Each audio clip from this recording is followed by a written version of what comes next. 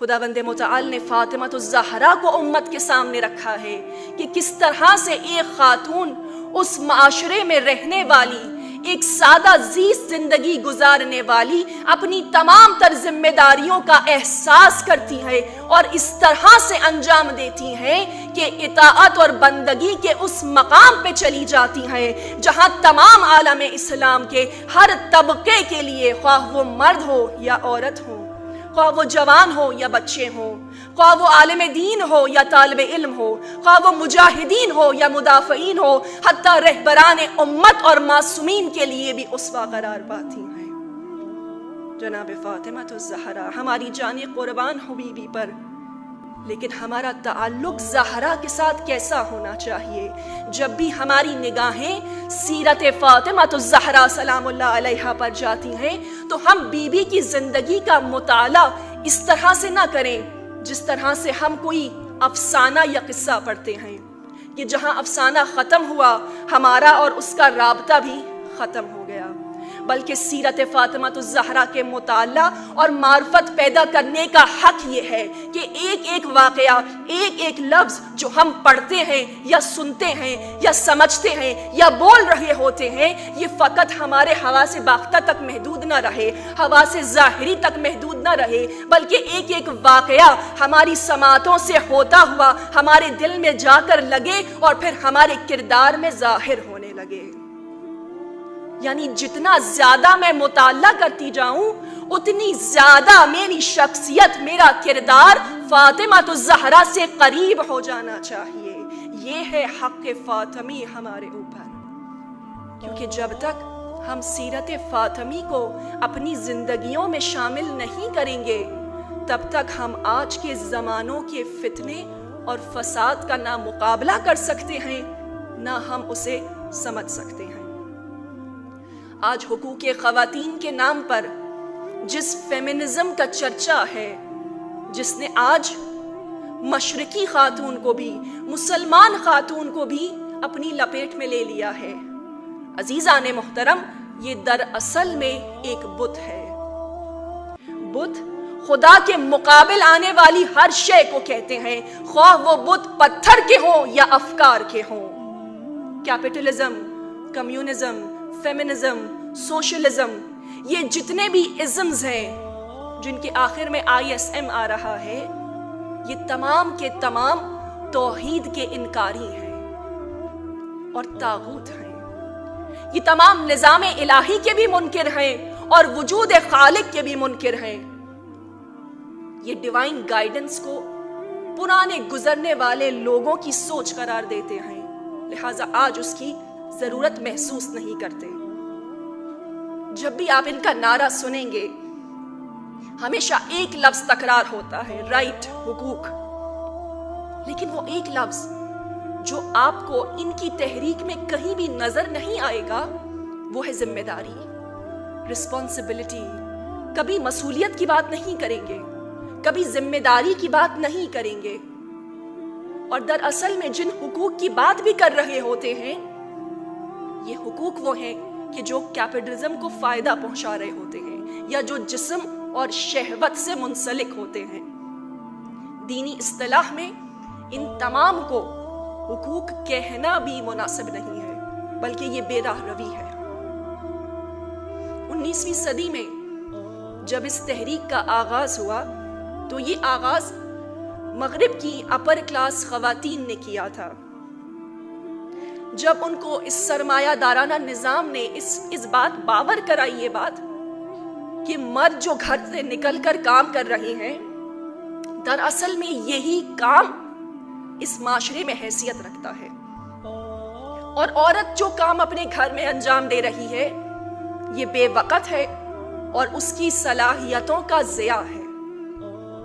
بس جب عورت کو یہ بات باور کرائی گئی تو انہوں نے حقوق کا، مساوی حقوق کا نعرہ لگایا، ایکول رائٹس کا نعرہ لگایا، اور ایک طرف یہ تقاضا کیا کہ مردوں اور خواتین کے حقوق برابر ہونے چاہیے اور خواتین پہ ہونے والا تشدد ختم ہونا چاہیے۔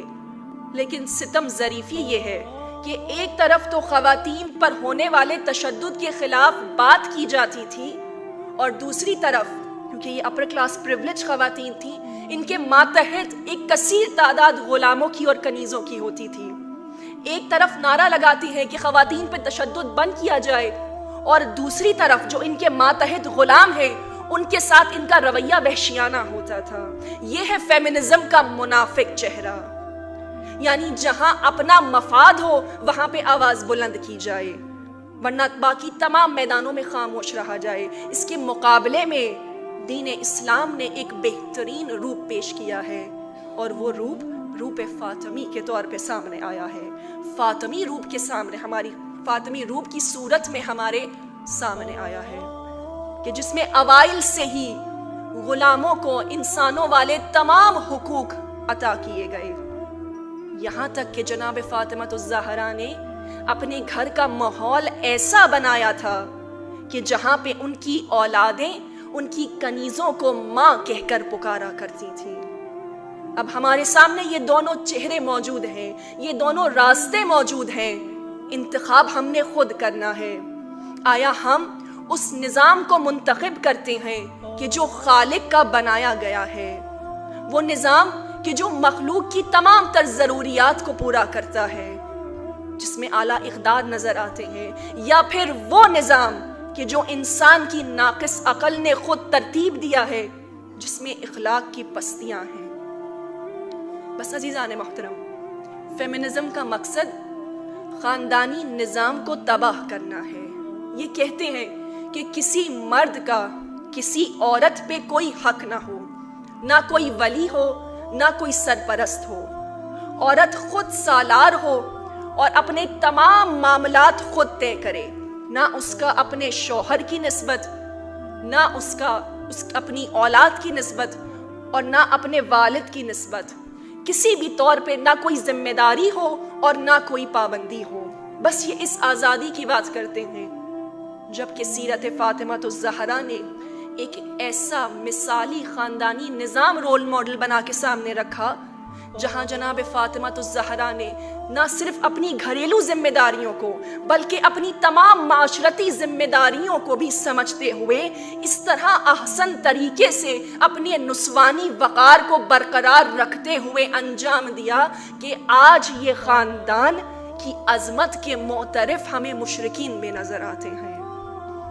آج اس تمام تر یلغار اور اس تمام فساد کا جو حملہ ہے وہ مسلمان عورت پہ دو چیزوں کا ہے۔ بس دو چیزیں مسلمان عورت سے دور کر دی جائیں، یہ خود بخود تباہی کے دہانے پر پہنچ جائیں گی۔ ایک حجاب اور دوسرا قرآن۔ حجاب عزیزان محترم کپڑے کے ایک ٹکڑے کا نام نہیں ہے، بلکہ حجاب زندگی گزارنے کے طریقے کا نام ہے۔ ایسی زندگی کہ جس کا عنوان اطاعت خداوندی ہو، ایسی زندگی کہ جو تقوی، حیا اور عفت سے مزین ہو، ایسی زندگی کہ جہاں جلوتوں سے زیادہ خلوتیں پاکیزہ ہوں عورت کی، اور دوسرا قرآن کہ جو ضابطہ حیات ہے اور عشق فاطمہ الزہرا سلام اللہ علیہا ہے۔ بارگاہ خداوندی میں دعا کی تھی کہ جب تک میں زندہ رہوں مجھے تلاوت قرآن نصیب ہوتی رہے۔ ہمارا عشق جناب سیدہ ہے، لیکن سیدہ کا عشق قرآن ہے۔ بس ہمارا رابطہ قرآن سے کمزور نہیں ہونا چاہیے۔ جہاں ہمارا رابطہ کمزور ہوا وہیں پہ دشمن کا حملہ تیز تر ہو جاتا ہے۔ جب تک قرآن ہماری زندگیوں کا حصہ نہیں ہوگا ہم ان فسادات کو سمجھ نہیں سکتے، اور جچتا ہی نہیں ہے کہ ایک پیروان فاطمہ الزہرا کا رابطہ قرآن کے ساتھ کمزور ہو جائے۔ قرآن نے اصول بیان کیا ہے نا سورہ نور میں، الخبیثات للخبیثین والخبیثون للخبیثات والطیبات للطیبین والطیبون للطیبات۔ یہ خبیث چیزیں خبیث لوگوں کے لیے ہیں، لیکن پاکیزہ چیزیں پاکیزہ لوگوں کے لیے ہیں۔ بس سیرت فاطمہ الزہرا سے زیادہ پاکیزہ شے کیا ہوگی؟ لیکن یہ سیرت وہاں نظر آئے گی جہاں پہ کردار اور سوچ کی پاکیزگی ہوگی۔ جب تک یہ پاکیزگی نہیں آئے گی نہ ہم اپنی ذمہ داری سمجھ سکتے ہیں، نہ اپنے مقصد خلقت تک قریب ہو سکتے ہیں۔ تو بس اب ہمیں کیا کرنا ہے عزیزان محترم؟ اس یلغار کے مقابلے میں ہم نے مقابلہ کرنا ہے۔ کیسے مقابلہ کرنا ہے؟ ہم نے ایک مضبوط فاطمی روپ دنیا کے سامنے رکھنا ہے۔ اسلام نے کہیں منع نہیں کیا عورت کو کسی شعبے میں جانے سے۔ ہم ہر شعبے میں جا سکتے ہیں، ہم ہر فیلڈ میں کام کر سکتے ہیں، لیکن ہماری طرز فاطمی ہونی چاہیے، ہمارا انداز فاطمی ہونا چاہیے، ہمارا حلیہ فاطمی ہونے چاہیے، ہماری گفتار فاطمی ہونی چاہیے، اور ہماری نگاہیں ہمیشہ ہمیشہ حدود الہی پر رہنی چاہیے۔ کام ہم جو کچھ بھی کریں، ہماری نگاہیں اپنے مقصد خلقت پہ ہونی چاہیے۔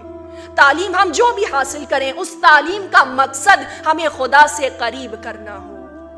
اگر یہ تعلیم ہمیں خدا سے قریب نہیں کر رہی تو یہ تعلیم ہمیں تباہ کر رہی ہے۔ اور علامہ اقبال نے اس پوری گفتگو کو چند اشعار میں بڑی خوبصورتی سے سمیٹا ہے۔ آپ کی سماعتوں کی نظر کرتے ہیں۔ تہذیب فرنگی ہے اگر مرگ عمومت، تہذیب فرنگی ہے اگر مرگ عمومت، ہے حضرت انسان کے لیے اس کا ثمر موت۔ جس علم کی تاثیر سے زن ہوتی ہے نازن، جس علم کی تاثیر سے زن ہوتی ہے نازن، کہتے ہیں اسی علم کو ارباب نظر موت۔ بیگانہ رہے دین سے اگر مدرسہ زن، بیگانہ رہے دین سے اگر مدرسہ زن، ہے عشق و محبت کے لیے علم و ہنر موت، ہے عشق و محبت کے لیے علم و ہنر موت۔ والسلام علیکم۔